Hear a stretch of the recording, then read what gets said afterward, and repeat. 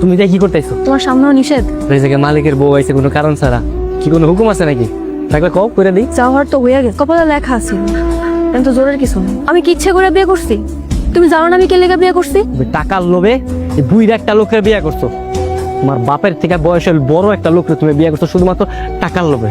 আমি নিচে ঘুমো। নিচে ঘুমাবি? নিচে ঘুমানোর লেগে আমি তোরে বিয়ে করছি? আমার বাচ্চা লাগবো। জানি। জানোস তাহলে নিচে শুইতেছস কে? আমার বাচ্চা লাগবো। এই বংশের প্রদীপ জ্বালানোর লেগা আমার একটা বাচ্চা লাগবে। আপনার লোক ঘুমাইতে আমার ডর লাগে। আমার লোকে ঘুমাইতে তোর দরকারে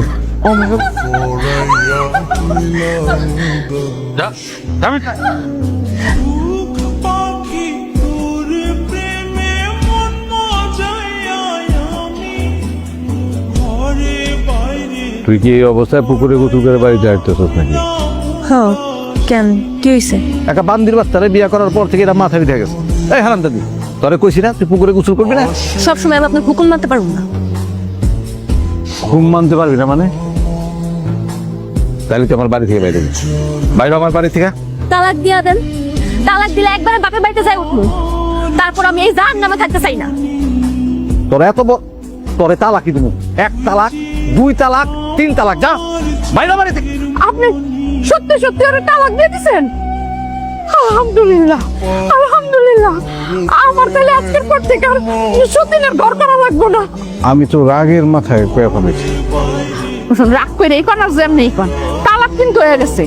আপনি কিন্তু কাজলের লগে এক রুমে থাকতে পারবেন না। আর বউরে যদি অন্য কেউ বিয়ে করে, তারপর ওরে যদি তালাক দিয়ে দেয়, পরে আপনি বিয়ে করতে পারবেন।